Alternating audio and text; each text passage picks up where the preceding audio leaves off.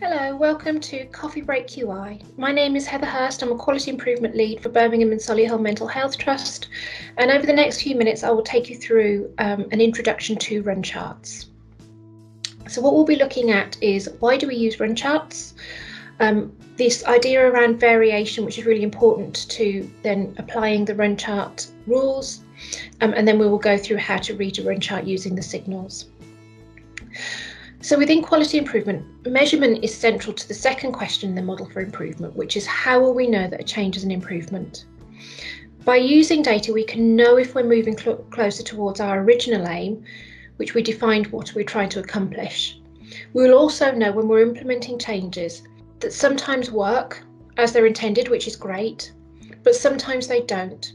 And by using data, we can know which are the changes that are worth keeping and which need a little bit more adapting because they're not quite right as they are. Without data, we're making these decisions just using our own opinions and anecdotal evidence, and that often isn't accurate or objective. And the emphasis here is very much on using data for learning. We're measuring the impact of changes, and once we have this data, we can apply our own analysis, our context and curiosity to develop real insight into what's actually happening, and that helps us design our next steps. Run charts allow us to see this in a way that's clear, simple and easily understood, and it sends us signals to pay attention when something interesting is happening within our data. So what is so special about a run chart? A run chart is really just a simple data over time plotted on a line chart with a median, and that's it. It's really simple. It can be created using a paper and pen or very easily on Excel. But despite this simplicity, it's really meaningful. It allows us to see how we are performing day to day and to draw insight from that. We can tell if a change in data is just the normal ebb and flow of life, or if there is something we do actually need to react to and investigate, which is supported by the run chart rules, which are based in really solid, accurate probability theory. And they're also beautiful in their simplicity, which means that they're accessible to so many people and allows them to view the story behind the data in this beautiful visual way. And so let me take you through the elements of a run chart. So what you're seeing here is on the bottom horizontal axis, we've got our time series data. Now we collect data as frequently as possible. So we're looking at daily, weekly, fortnightly data. Monthly is the absolute maximum. And this allows us enough sensitivity to see trends that you just couldn't see otherwise if you're collecting data infrequently. We then have our baseline data collected before we started making changes, and then we add in annotations to articulate all the important project points and to provide context to the improvement journey. We also have a median, and I'll show you now why we use the median and how to calculate this. And then lastly, when you start collecting data, start your run chart straight away. So start it from your very first data point. However, you need a minimum of 10 data points before you can start reading the run chart rules.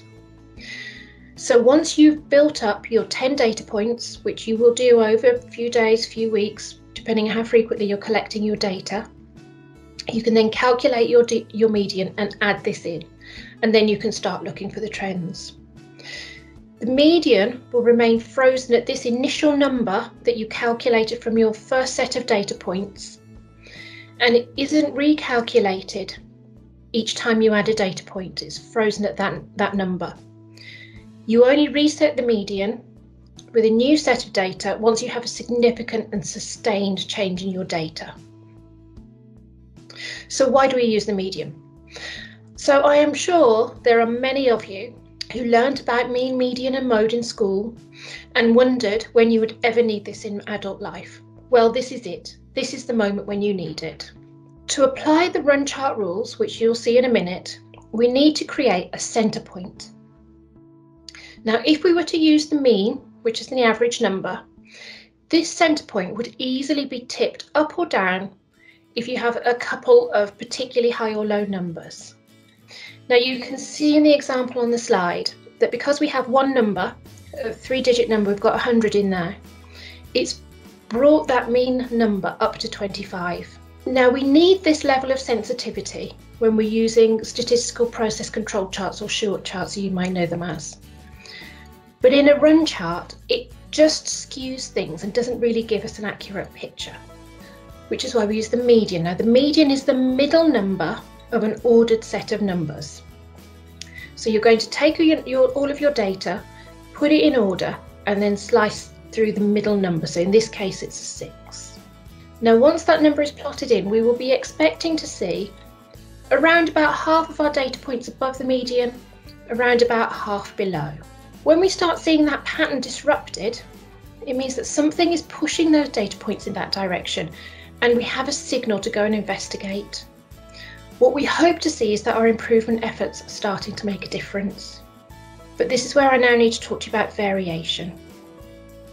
So we have 2 types of variation.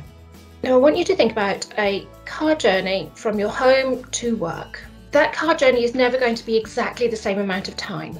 Depending on how many red lights you have to stop at, whether you get stuck behind a bus, whether the traffic is relatively light, the car journey that you take will change. It takes me usually about 20 minutes, but sometimes it's 17, 18, sometimes it's 22, 23, depending on those red lights and buses and so on. That is random variation. That is the normal ebb and flow of life. The differences in my journey time is just due to natural causes, which is inherent in the journey that I take, in the route that I take. And those things affect every journey that I take. So it affects all of the outcomes of the process. And it's relatively stable. I can predict roughly how long it's going to take me. If I need to be at work for 9 o'clock, I can predict when I need to leave to be there on time. Now, non-random variation is when something irregular or unnatural has occurred that fundamentally changes the outcome. So if there is a set of roadworks on my way to work that adds on another 10, 15, 20 minutes to my journey, that is an irregular event. It is a non-random event. It is something that has been introduced that fundamentally changes my journey time. And it will affect that period of time when the roadworks are running, but doesn't necessarily affect everything else because it's very specific and unique to that set of circumstances. And it's unstable. I have no idea how long the journey tomorrow is going to take and the day after that, because I have no idea how long those roadworks are going to be there, how much has got to be, how much of the road has got to be shut off and so on. And so it's above and beyond the natural ebb and flow of life. It is something that is impacting on my journey time. And so we have 4 run chart rules that tell us when we have random variation, normal ebb and flow of life, or when something has been introduced that is shifting that, non-random variation. And they're based on probability theory. So the chances of you hitting one of these rules by chance are less than 5%. So if you see any of these signals emerging in your data, it means that something is causing your data to react in that way. Now, unfortunately, these rules won't tell you what is causing that. It's a signal that you need to go away and have conversations with the project team and clinicians to see what's happening behind the data to give you that context. It's a signal in the truest sense of the word. So let's go through them one by one. So the first is a shift. And this is very simply a clump of data, which is 6 data points or more that sit all above the median or all below. And so you can see here in this data that we have a nice clump towards the end of our data of 7 data points that are all sitting above the median. And so that clump there is a shift in data, and that cannot happen by chance. That is happening because something has happened. The next is a shift. So a shift is 5 or more data points all going in a row. So all going up one after the other or down after the other. And it doesn't have to be a dramatic up or down as long as each data point is more or less than the one before it. Now this graph is also a really good example of too many or too few runs. Now, as I said a little while ago, we are expecting to see 50% of the data points above, 50% of the data points below the median. But we're expecting them to ebb and flow. If you don't get that ebb and flow, it means that something is pushing your data to clump up in that way. So we need to check whether our runs are within the expected parameters or whether they're outside of that. Now, the way to count a run, there are two ways.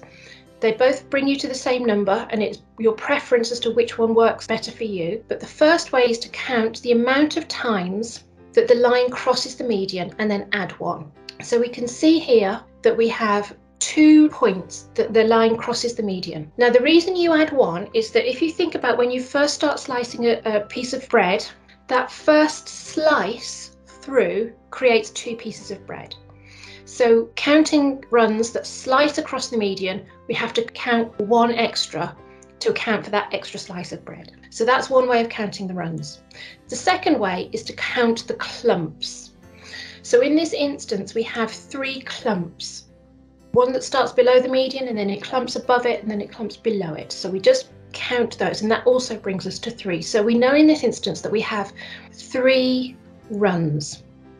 We then use this chart. Now we have 30 data points. We have 30 observations. Now this means that the parameters means that we are expecting to see between 11 and 20 runs, and we only have 3. That is telling us that our data is behaving in a certain way because it's being pushed to act in that way. There is something affecting that data.